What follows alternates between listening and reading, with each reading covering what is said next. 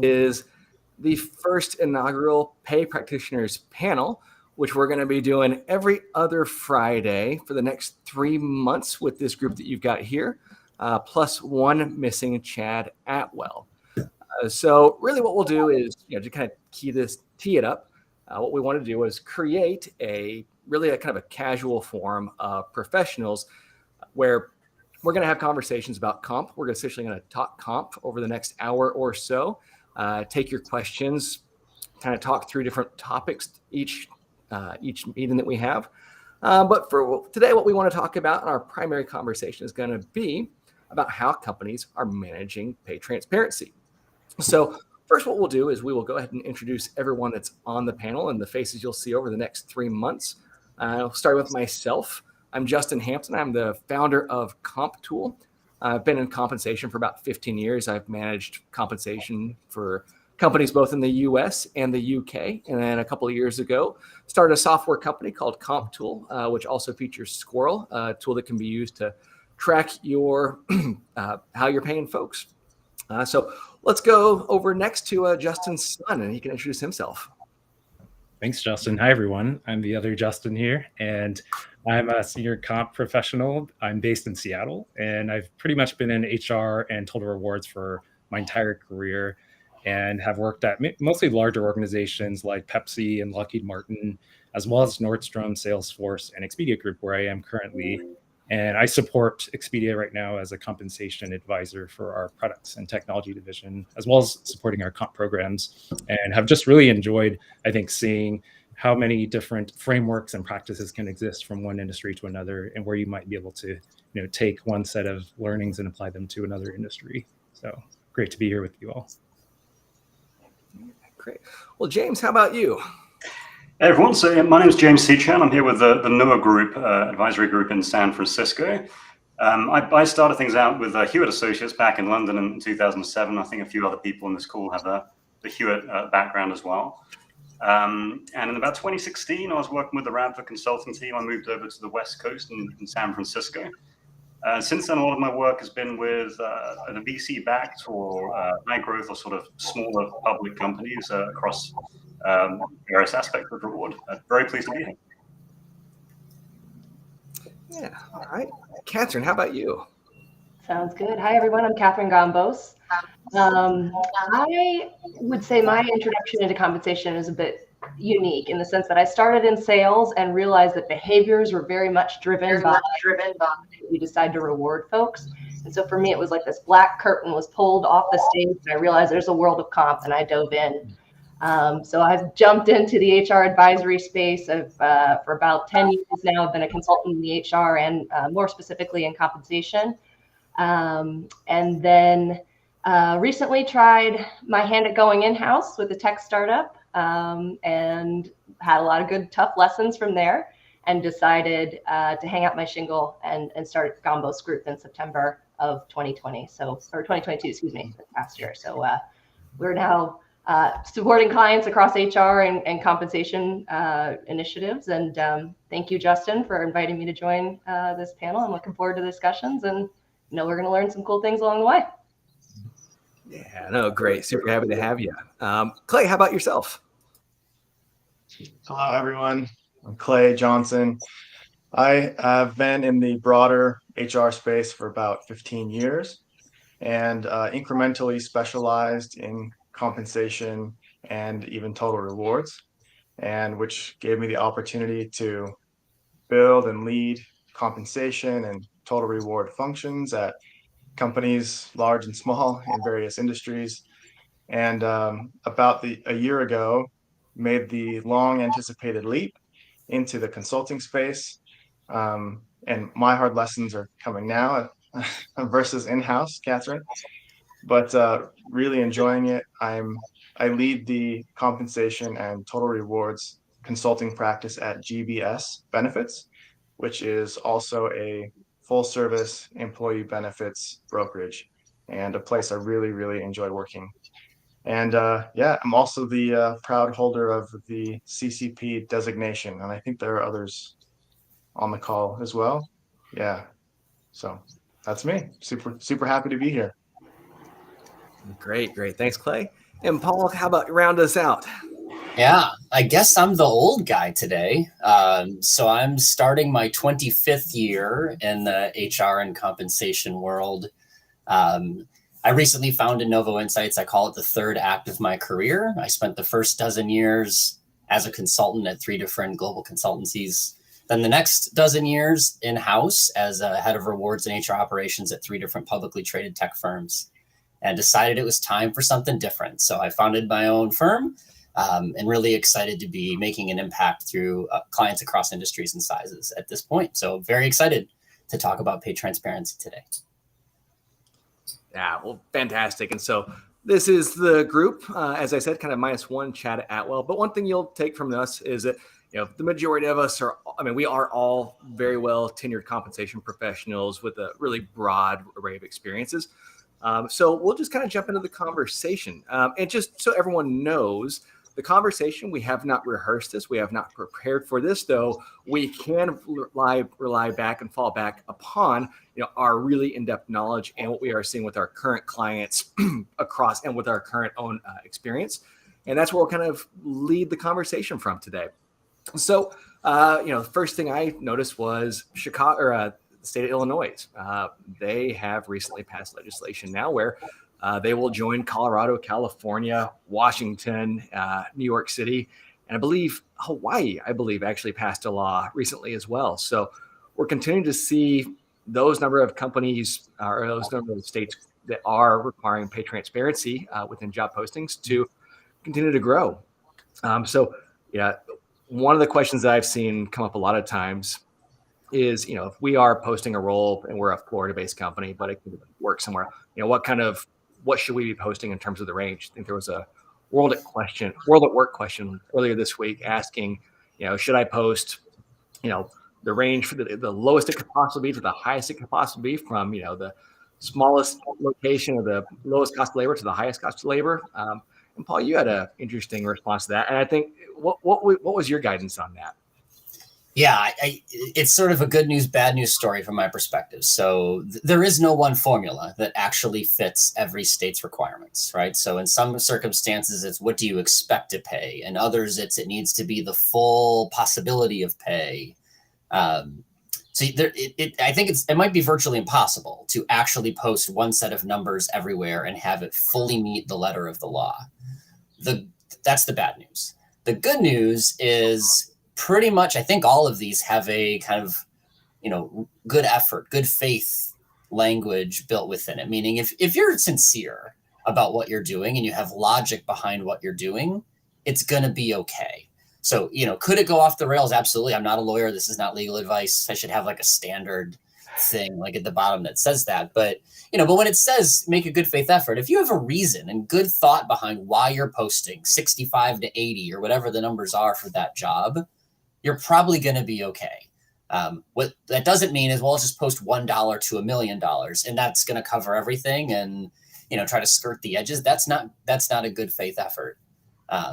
So I think you can defend and support a variety of strategies, whether it's a subset of the range that you do consistently, your entire ranges, 2 separate ranges saying, here's what it could be depending on where you're in the country, and here's what you might expect where you're at. I've seen a few different practices, which I'm sure we'll get into. But if there's logic behind it, by and large, that's what we're after. The governments are after transparency and leveling the playing field a little bit with candidates. And if you're looking to do that with reasonableness, then that's the right course of action to take.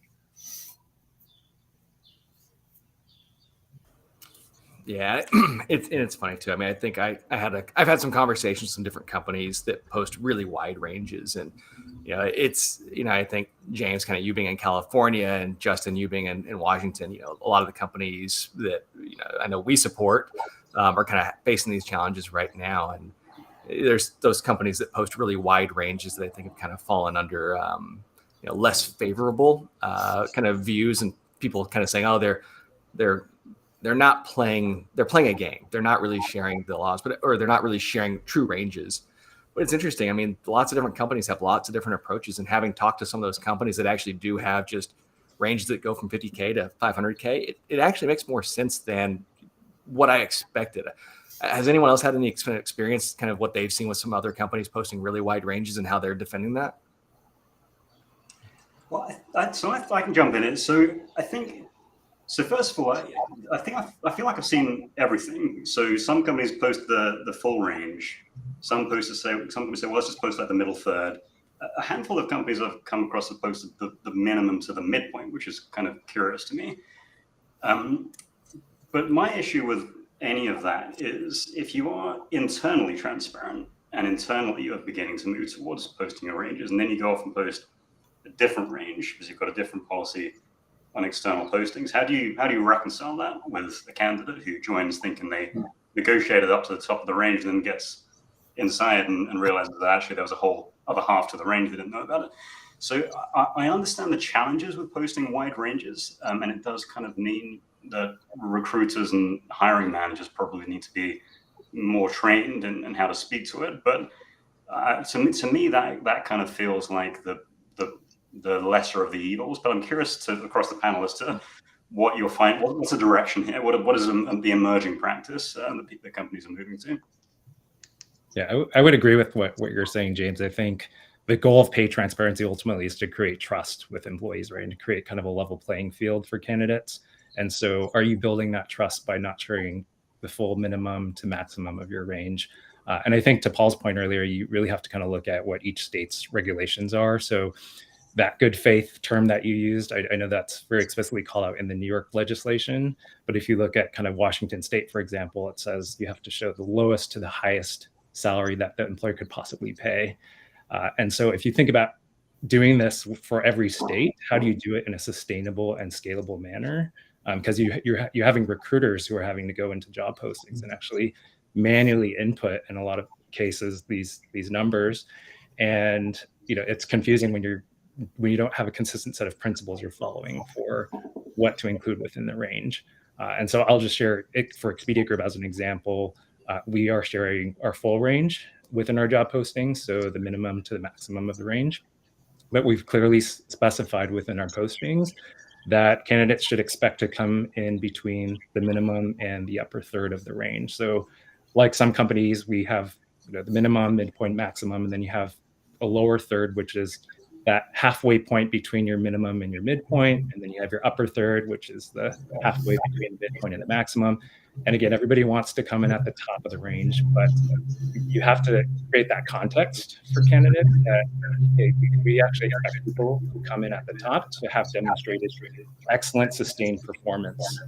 And that's something that you just gain as you're on the job. So yeah, I think there's a lot of different approaches, but again, the goal here, I think, is to build that trust.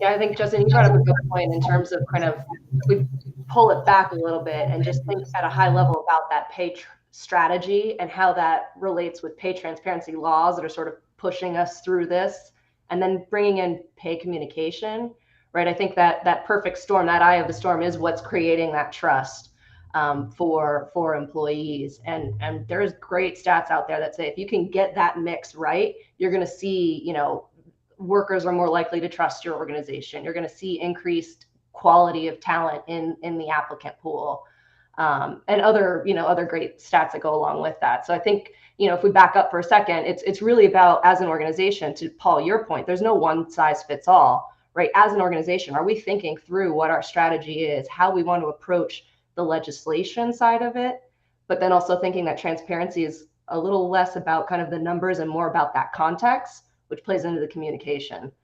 And so I think, it's kind of really exciting time for us in compensation to kind of take this blank sheet of paper and come up with a solution for your organization. Yeah, I like that point, Kathryn, and I think it's important for organizations to remember that there's kind of multiple levels of complying with this. I think there's just the minimum kind of legal compliance level, which is when my hand is forced, I'm going to do this because I have to. And then I think there's another level, maybe I would say a more effective and better level, which is the commitment to pay transparency.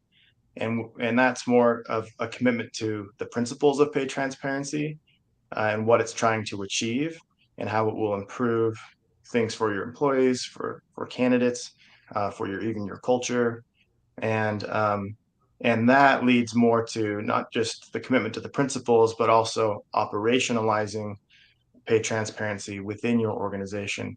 And that can be really, really difficult for companies that may not even have a compensation strategy or a compensation philosophy or any kind of formalized comp practices whatsoever. So it can be a big lift, and I think it's important to acknowledge that. But anyway, I think it's important to think about what mindset are we in, what perspective do we have? Are we thinking about this only from a compliance perspective or a commitment perspective? And in my opinion, the outcome will be better for organizations that have the commitment to pay transparency. Yeah, James, you mentioned what about these companies that are posting subsets, and how does that work? If you've got an internal audience that sees the whole thing, and I think Justin Sun kind of answered the question in his response too, around you don't just post the numbers, right? So I've seen examples where people are just saying expected salary 65 to 75 with no context. That's going to be a practice that falls super short, regardless of what that range represents, right? So Justin's example, I think, was great. Like, look, here's the whole range, but here's what you really need to know about that range. Expect to come in here. Here's why we expect you to come in here. Employees who are a different customer than the candidates can see that and say, okay, well, at least I have some confidence that that new hire is not going to make more than me, or I have an equal opportunity to get there. So there's going to be more narrative here than just a range, I think, as things mature, because that context matters a lot. And, when we try to find the least common denominator to post a national job, it just doesn't mean anything when you do it. And you're going to have to add some flavor to it for sure. Yeah. One of the things I've heard where companies really don't want to post the whole range is because they say it sets an unrealistic expectation for employees. There was a study that went out not too long ago that I think it was an Indeed study. I could be wrong, or it was an HR Drive study, but they said, as a candidate, if the range was posted, what would you ask for? And I think 80% said they would demand the top of the range. Mm-hmm. And, for a lot of folks, I think they've kind of come back and said, well, that does create this, this kind of crazy expectation for employees that it's not aligned with our comp philosophy to pay that much. But, I think what I'm hearing everyone say is you can really kind of set the expectations differently by including context around what that range means. And, I'm wondering if anyone's heard from clients where that is falling short, or Justin, if you've heard anything where people are, I kind of found it interesting to hear that everyone was saying, oh, I'm going to demand the top of the range. I mean, I wonder how many people are going to reject the top of the range too, or say, no, that's not the top, so I'm going to walk away from this. Has anyone seen anything like that from just firsthand experience? I have not personally, but I'm curious if anybody else has. Well, so I just want to add something. So the point about requesting the top of the range, that's the whole point of pay transparency, is empowering candidates. This is the whole objective. And everyone requesting the top of the range is certainly better than some demographics requesting higher and some demographics requesting lower. So if I had to pick between those two, and I'd certainly rather everyone request the top of the range. So I've seen that argument that happens. But to your point, Justin, it's really a conversation. It's just a negotiation like anything else. The difference is that the negotiation starts out from the same point from each individual, which is exactly what it's supposed to do. Mm-hmm. Yeah, I think that's a fair point. I mean, until recently, right, this rise of pay transparency laws, it's been kind of on the employees to prove there's an inequity, right? Where now, we're challenging kind of this core cultural tenet around pay secrecy, and kind of paving this new path forward where we're saying you can't really explain these things away with a statistical regression analysis, right? We've got to control this gap, and we've got to make these things right moving forward. Yeah, and I guess one of the questions I've heard from other folks, they've said, does only posting a subset of the range or the min to the mid reduce the quality of candidates? What I've heard other folks kind of say in response to that is, because we post the min to the mid does not mean we are bound legally to only pay up to the mid. We can, exceed that if it does make sense defensible. So I think for a lot of the conversation, I think there's a nice balance between trying to figure out how do you set candidate expectations, but also still have that flexibility to hire high talent or high potentials or highly talented or highly tenured folks into the range. I think that's an important thing for folks to always kind of keep in the back pocket too. It's just because you post a particular range, it doesn't mean that it needs to be exactly within that. Yeah.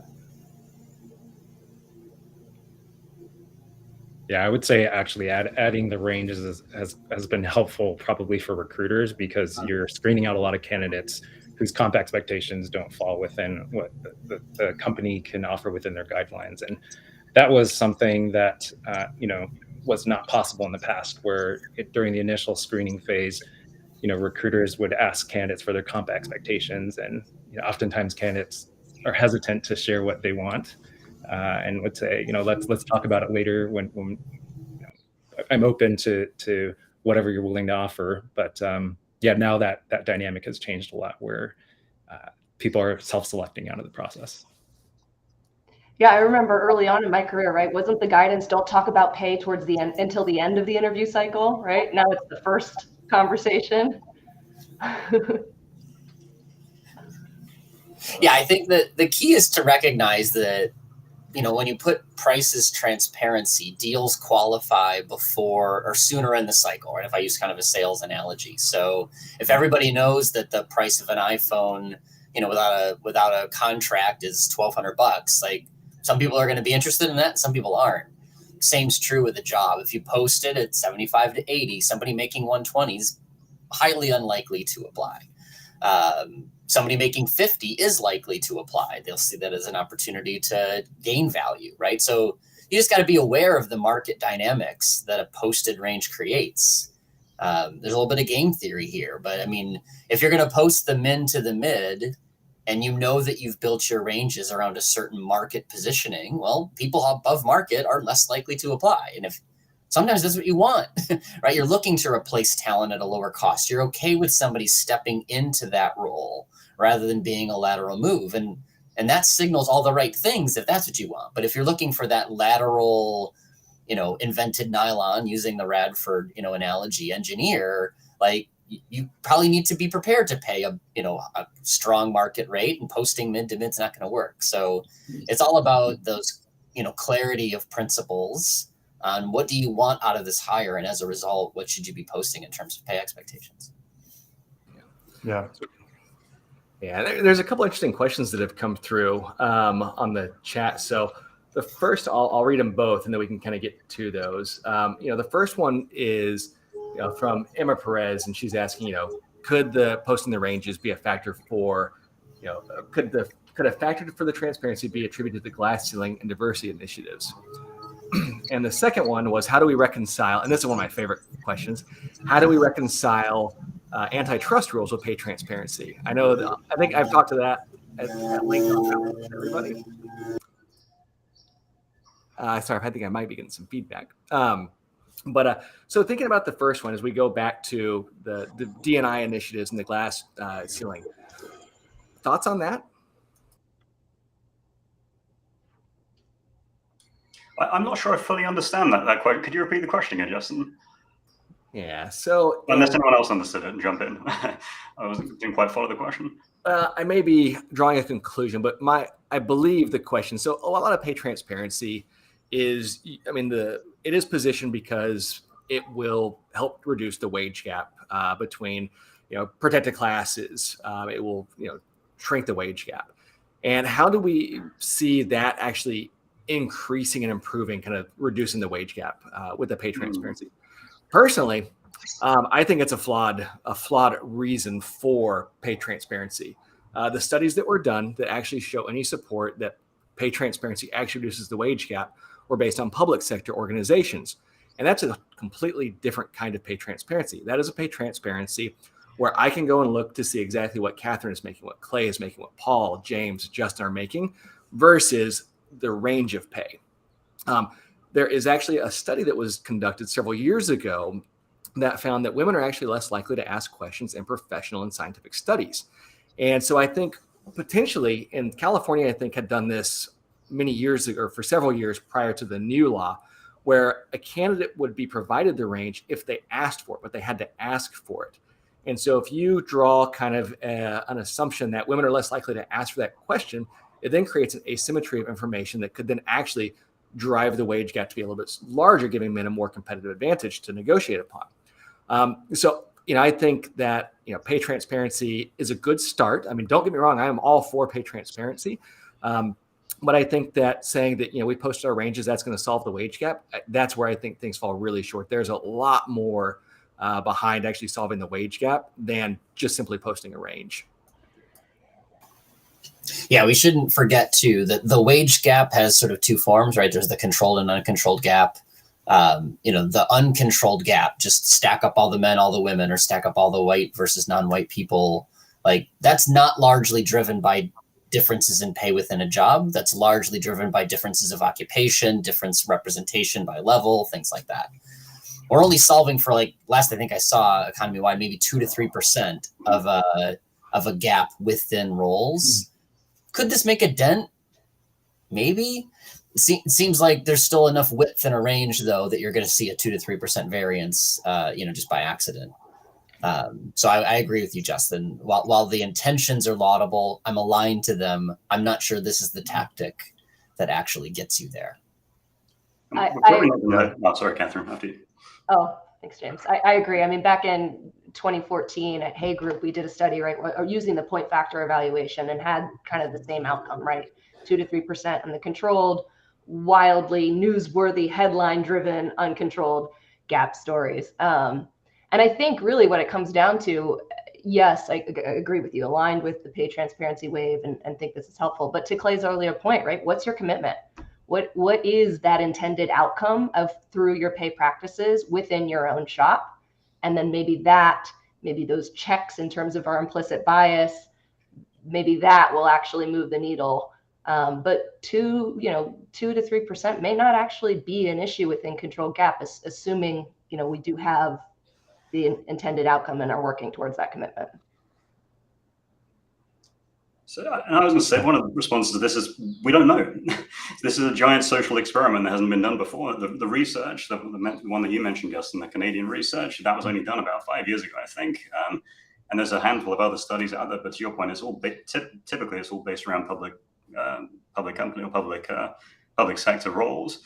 And the evidence does suggest it will help, but we don't know it's going to help, and we don't know in practice what the legislation should be, which is kind of reflected in the wording of the legislation to allow for a certain degree of discretion in it. So we'll know in a few years, I imagine. We'll get a better rate in a few years, but at the same time, if you look at the EU legislation that's coming into play this year, pay transparency is a portion. Actually, I believe, I could be wrong, but I believe it stops short of disclosing pay ranges on postings, but it does grant powers to candidates to request the range.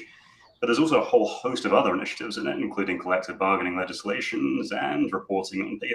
So even then, we're not going to necessarily know if pay transparency was the solution, but most models seem to predict that, to Paul and Kathryn's point, that it'll close the gap by a couple of percentage points at best. Yeah, I feel similarly. Oh, sorry, Justin. No, go ahead, Clay. I feel similarly about whether this is really the right approach to really make a difference. I hope that at least at a minimum, it helps people from these protected classes, or from I hope that they feel at least more confident in requesting a level of pay that is appropriate for their skill level and everything. Where oftentimes, right, in the typical negotiation for salary, the company holds all the power, and they're waiting for the employee to speak, or the candidate to speak first, and all that all dissolves. And so while I don't think we're going to solve all of our problems with pay transparency laws, I hope that it at least gives all candidates of all classes and categories the same level of confidence in requesting a salary that is appropriate. Yeah, and I think the exciting thing, right, is like at the employee level, we're starting to understand what's going into the recipe, where again, before it was in this black box and you weren't allowed to talk about it at the water cooler. I was going to say as well, I think a lot of European countries have been a lot more progressive in this area as well. So I think folks may have seen earlier this year in March, there was a pay transparency directive for the European Union that was passed. where employees, they can get information on their own salary, but they can also find out kind of what the average salary level is by gender, and categories of employees who are doing similar types of work. And companies are required to report annually on that if they, I think it's more than 250 employees, and then the actual gap that they've identified where you have to conduct kind of a joint pay gap assessment is 5%. So when we were talking about what's considered a bad or a large pay gap, in the EU at least they're using 5% as that standard. So it'll be interesting, I think, to see how they measure the success of those programs. But I would say, again, I would also say the cultures of these countries are very different too. So within European countries like Germany and even Norway, where you can find out information about employee salaries, they tend to be a lot more, I think, collectivist, versus here in the US, we tend to be more secretive and individualistic. So it's definitely a culture shift, I think, of moving from being more closed to open with the employee population. Yeah. And to the point on antitrust as well, that kind of came up, I think, in that EU legislation, that there are sort of de minimis numbers that need to be in place before you can report these. So I think that is in the EU, at least in their minds. I do wonder, I'm kind of curious as to whether anyone on the panel has any views on this, what it means in terms of using salary survey data. So if you're using salary survey data and you've signed an agreement not to disclose that information, and then you're publishing ranges based off that same salary survey data, what does that mean?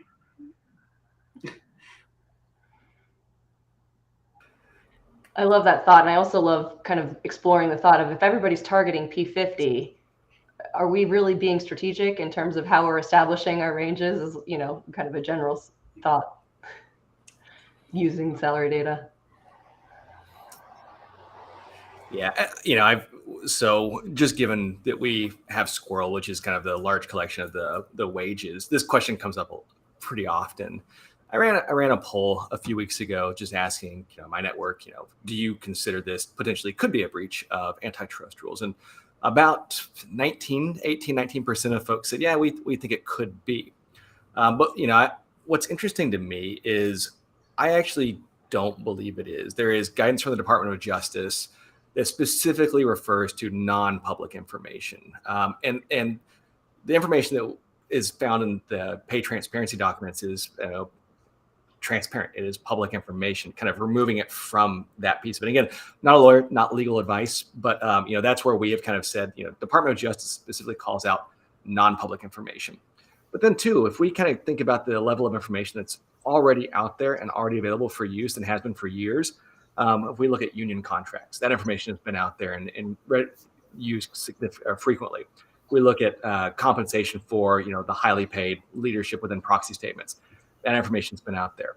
Just because there's a greater significance of jobs with pay transparency, even 3 years ago, 1 in 8 jobs still had that information listed in it.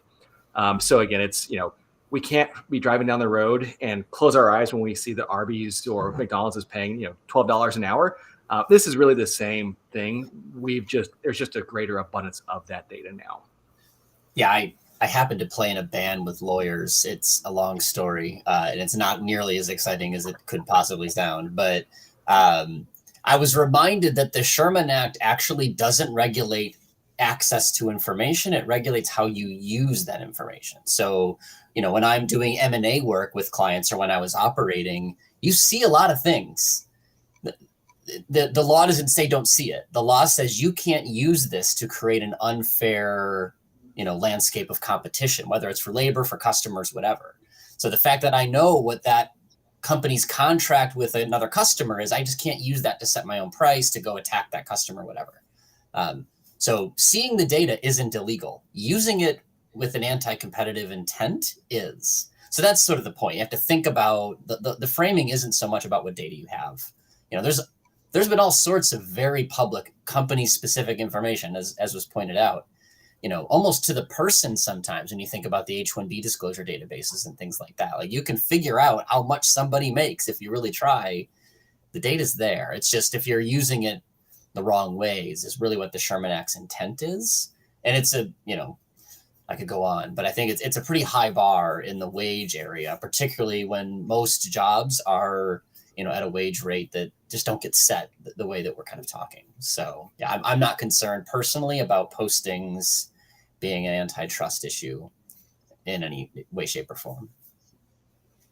I would also add to that, Paul, as well. When you think about how we design our compensation programs, we want to make sure that our compensation is competitive from a total comp perspective. And so right now, all you're really seeing within postings is just base salaries, right? So companies are not necessarily talking about, do we offer a bonus target percentage, and what is it for a given job? Or what does the equity target look like? What is the participation rate potentially, which I don't think a lot of organizations are keen to share. But it is interesting when you think about all the different elements of a comp package that a candidate might consider. Just sharing base salary alone, I don't think would result in any kind of antitrust issues. Yeah. So, and we got a couple other questions that have come through. I think this one's a really interesting one, and I think that a lot of companies have been struggling with this. And I'm sure that everyone on this panel has kind of faced it personally. So the question was, what if you as a compensation practitioner really agree that moving to a more transparent approach is the right thing to do for the company, for the culture, but senior leadership's not necessarily aligned to that approach? From my personal perspective, I lived in a world once where employees could not see their own ranges. We moved to a different HRIS system, and now all employees, by how that HRIS system worked, were going to have access to that. And there was a really large amount of fear that, there were going to be pitchforks and, torches kind of saying, we need more money. We're not paid at the top of the range, and we really should be. And in my own personal experience was there were 2 or 3 pitchforks for people that were paid probably an amount that was not appropriate for them. And so what we found was, we adjusted those 2 or 3 people to bring them into the pay that they should have been earning probably in the first place. But after that, it was kind of a moot point. People said, cool, how do I, get higher in the range? And we just structured educational sessions, brown bags around kind of the comp philosophy, the approach. And we used it as an opportunity to teach people about it.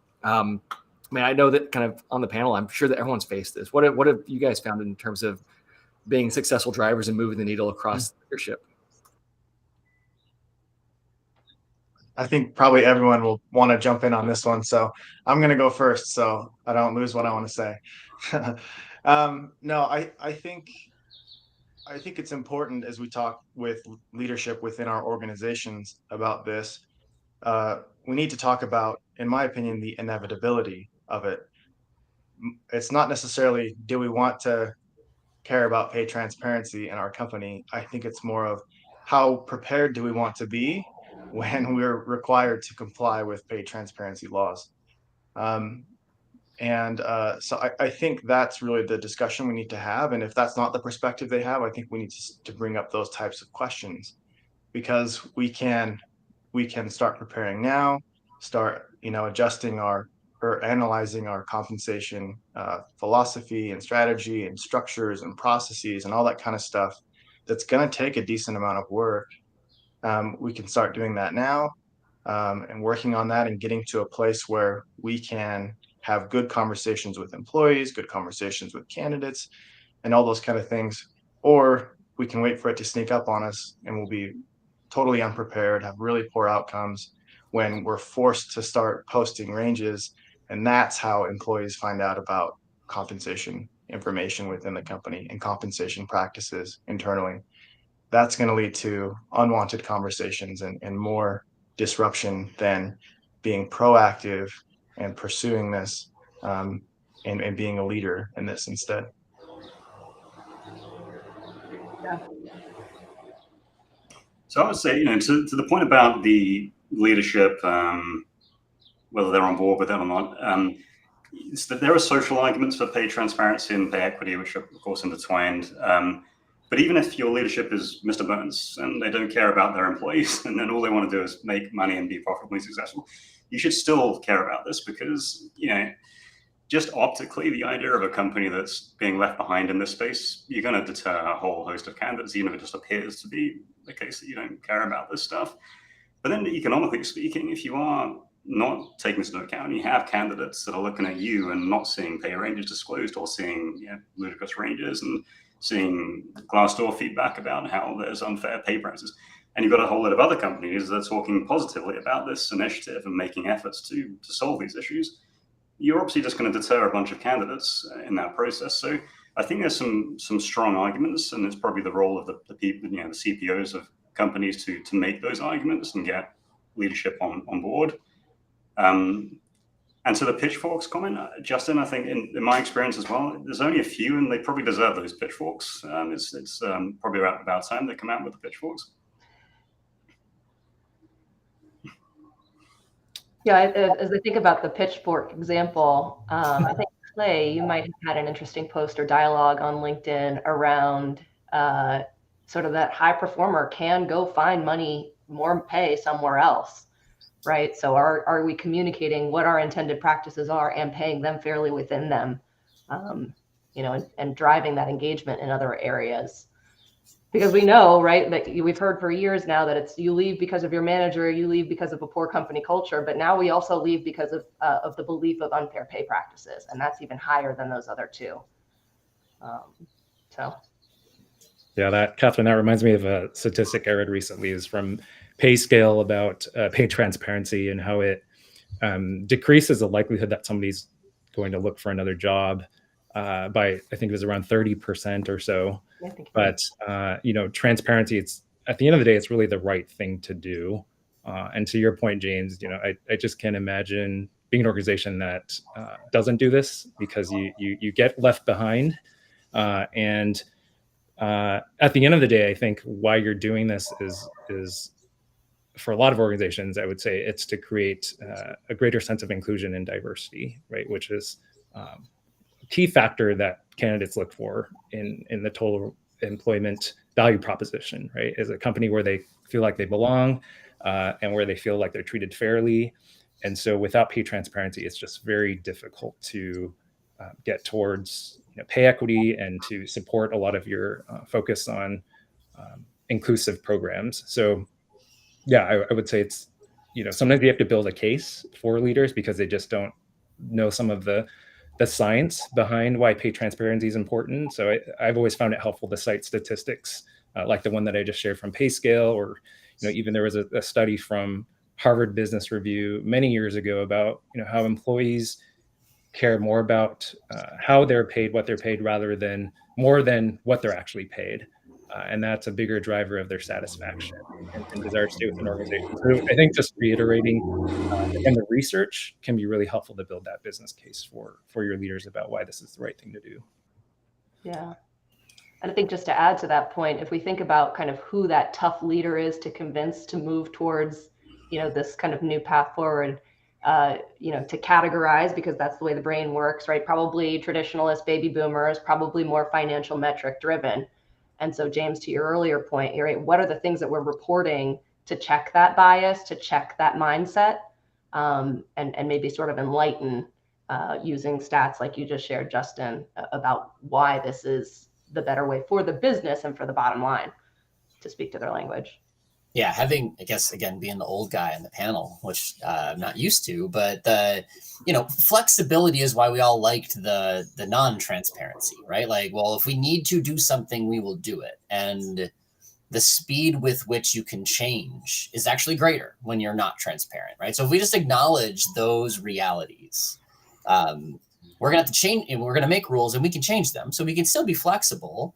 And we as comp people just got to move faster. Right? If the market moves, it can't take us a year to revisit our structure, right? Like, we have to be on our toes rather than flat-footed now. So let's just acknowledge that to that tough leader. Like, you're right. 20 years ago, this would have been really hard for us because we weren't ready for it. We didn't have the right tools and technology to monitor the market and make changes quickly, or, we haven't invested or had not invested in educating managers on how to have these conversations. But now we have these things where this infrastructure exists, we can move faster. And yep, you're right. If the market slips or moves, we'll respond and we'll change it. Like, you just got to be open about the impact and how you're not going to have the problems they're afraid of, because we control those problems, within the comp space. Paul, you made me think of something in terms of sort of that desire for flexibility, even though, we're kind of forcing our way through to this pay transparency. I mean, what are your thoughts, and everybody else in the group too, about kind of the potential impact of more personalized rewards outside of sort of this base pay transparency? Yeah, that was, I'm not as good at remembering where the studies came from, but that was one finding that I remember reading about at one point, that the non-salary things will actually become the inequity, right? So that becomes the goodie that people can dangle to sweeten the offer. And as a result, do you see the same disparities that we're seeing, in salary? Do they just move to a different form of reward? I think that's a risk. It's probably a little overstated, just because not that many companies sprinkle that many things on that many people, at least not the places where I kind of built the programs. So I think that's possible, right? That personalization could become an issue. I think the big, honestly, most of the challenges that I've run into when people are like, well, I don't want to lose a candidate over comp, you just end up re-leveling the job, right? Like, you recognize that you're hiring somebody bigger than what you thought you wanted to hire. And you have to have a good talent acquisition and sort of talent management practice around, well, do I need to repost this job and look at different candidates? But that's usually the source of the problem. I thought I wanted a director of HR. Turns out I really love this person and they're not that level. They're something bigger. Well, let's talk about that then. That's the flexibility I think that most organizations want and are concerned about. If we find that great candidate that's just more expensive than we thought we wanted, how do I make that happen? And usually it's rethinking the level of the role that you're actually searching for. Paul, you mentioned that. Sorry, Paul, I want to get your thoughts on the other aspects, like equity in particular, North America in particular. Equity is a huge component of pay, right? Totally.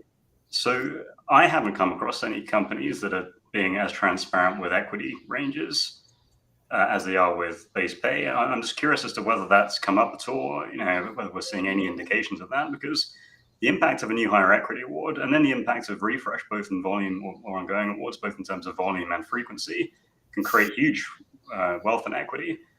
I'm just kind of curious as to whether anyone's heard anything about that. I don't see it happening yet. I mean, will it? Maybe. Same with like commissions for salespeople. Like the most common posting you see for sales is, this is the salary range. And oh, by the way, it's commission eligible. I've seen some companies that are posting OTEs rather than just salaries because they think that way. But if you're not like a software sales company, it's pretty common. You're just posting the base and saying that there's a commission plan and you're handling it the good old way around, well, we'll explain it to you when we get to that point in the process.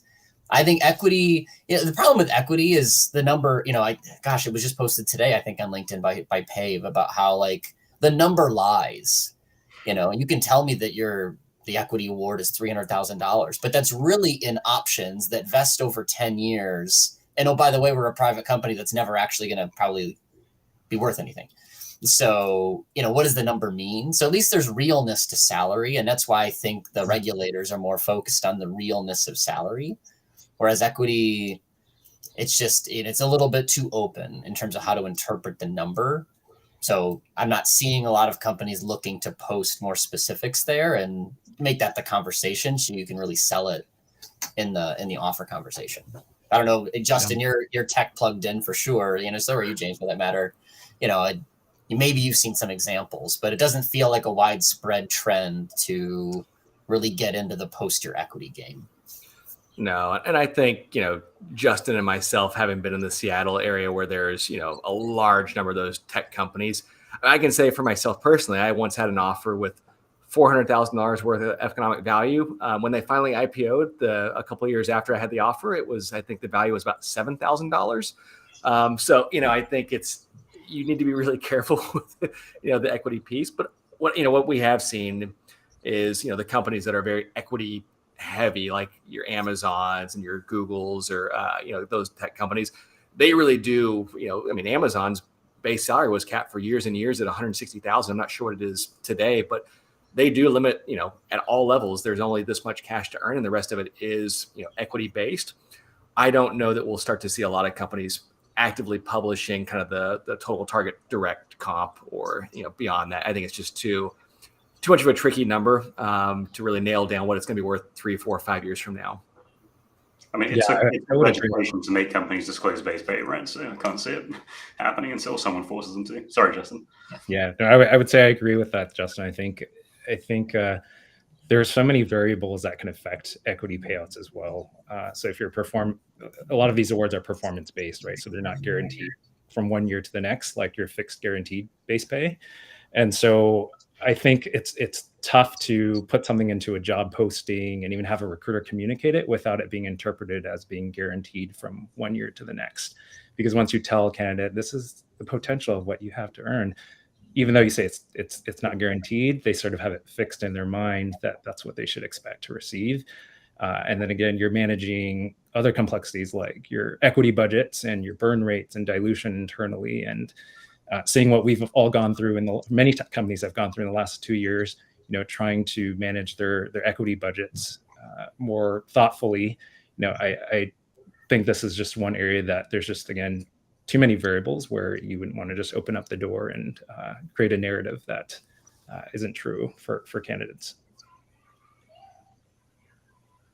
Yeah, a lot of the managing expectations can be challenging, I think, with that. Base is a little bit easier, has this bonus, but boy, equity that vests over 3-4 years, good luck. Well, let's see. So I'm looking to see if there's any other comments or questions that have come through. And yeah, well, I guess, we're about up on time here. We're coming up on that. So as we kind of round out the last couple of minutes, anything in particular that anyone on the panel, that we didn't touch on that you think is just, kind of worth parting words? Yeah, I'll kick off, and then I'll be quiet. I promise. I think the one bit of advice for comp people is to think really hard about your manager, not your manager, but like managers as the persona in your organization. I was just with a client earlier this week who had a focus group of managers tell them this made my job harder, and I really thought about that a lot. Like, well, what about it made it harder? And there's lots of reasons for that, but they're the one who has to probably answer more questions, and they can't live in the state of ignorance anymore. Well, I don't know, right? Like, this is what comp told me to do. This is what HR told me to do. Like, that's harder now with more transparency. And honestly, it can be kind of easy from behind our screens to come up with like, well, here's what you say. But in the moment with an employee, that's hard. To actually have the conversation about, you are below the midpoint. I think you're a great performer. What does that mean? So think about how you can make that manager's job easier. Messaging like, oh, by the way, there is only a 4% budget, a 3% budget. So if you're expecting a 6% raise, it's going to be hard. Like, don't make your manager share that message. You share that message.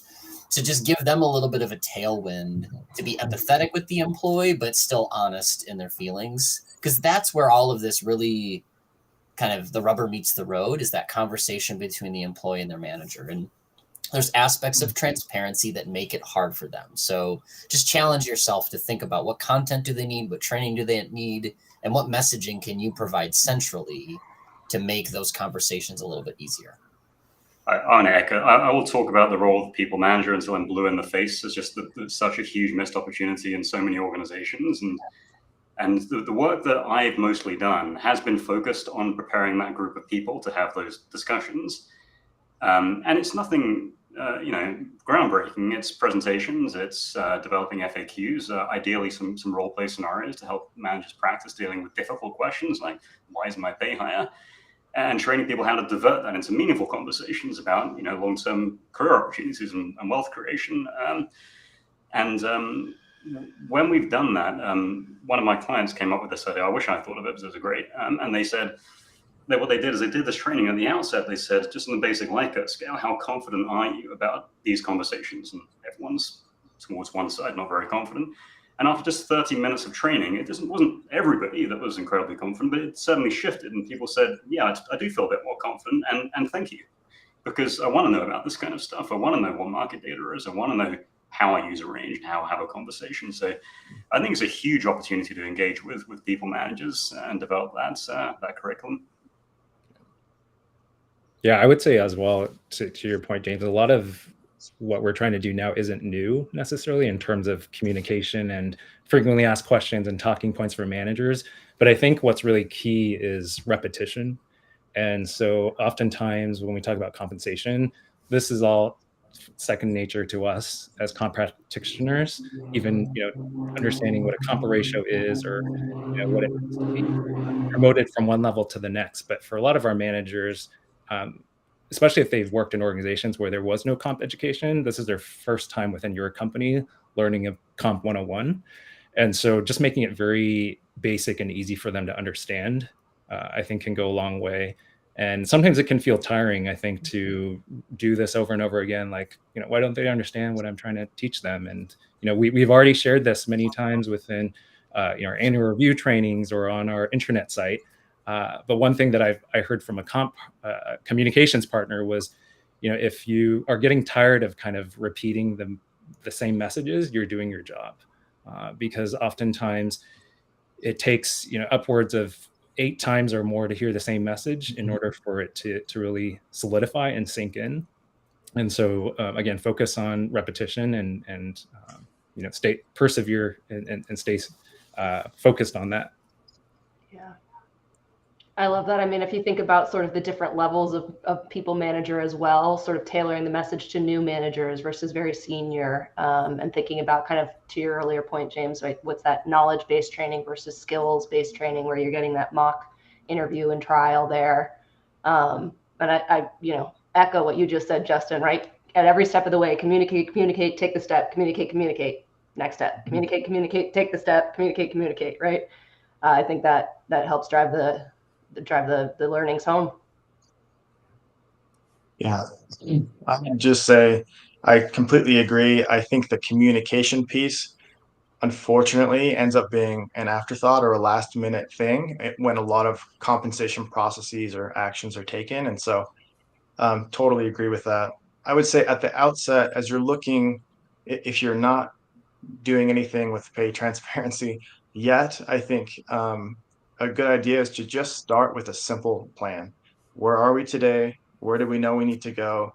And let's outline the steps that we need to take. We need to look at our comp philosophy and strategy. Maybe we need to look at whether we actually have pay ranges. Do they need to be updated? What are our current people being paid? Do we need to make adjustments there? How do we want to do communication and training? How do we want to keep ongoing insights into what's happening, right? Lay those things out so you can see it all in front of you. That's going to be an important step to really lower the stress and get the action going.